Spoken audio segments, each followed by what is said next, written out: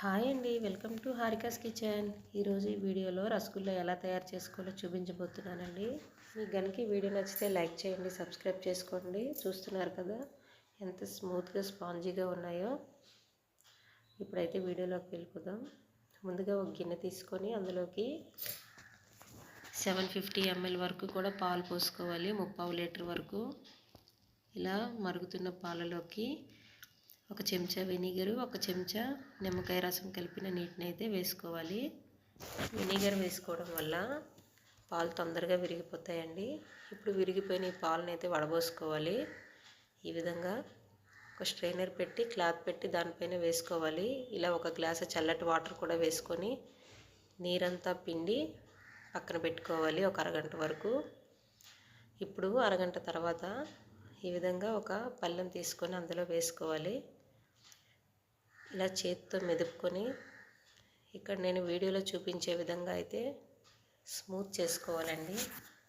10 నుంచి 15 నిమిషాలు అయితే టైం పడుతుంది ఈ విధంగా స్మూత్గా రావడానికి. ఇప్పుడు వీటిని అయితే చిన్న చిన్న బాల్స్గా మనం తయారు చేసుకోవాలి. మనం బాల్స్ చేసేటప్పుడు బాల్స్ పైన పగుళ్ళు ఏమీ లేకుండా స్మూత్గా వచ్చేలా చేసుకోవాలండి. ఇప్పుడు వేరే గిన్నె తీసుకొని 1 కప్పు వరకు చీని, 2.5 కప్పుల నీరు వేసుకోవాలి. అలాగే 4-5 యాలకులు కూడా దంచి వేసుకోవాలి. చీని కరిగిన తర్వాత ఈ విధంగా మనం తయారు చేసి పెట్టుకున్న బాల్స్ని అయితే వేసుకొని 1 నిమిషం ఉడికిన తర్వాత మూత పెట్టి మరో 10 నిమిషాలు అయితే ఉడికించుకోవాలి. 10 నిమిషాల తర్వాత మూత తీసి మరొక నిమిషం అయితే ఉడికించుకొని స్టవ్ బంద్ చేసేయాలి. ఇప్పుడు వీటిని అయితే మూత పెట్టి 2 గంటల వరకు పక్కన పెట్టుకోవాలి. 2 గంటల తర్వాత మనకైతే రసగుల్లా అయితే రెడీ అయిపోయాయండి. చూడండి, ఒకటైతే పిండి మరి మీకు చూపిస్తాను ఎంత స్మూత్గా స్పాంజీగా వచ్చాయో అనేది. చూస్తున్నారు కదా.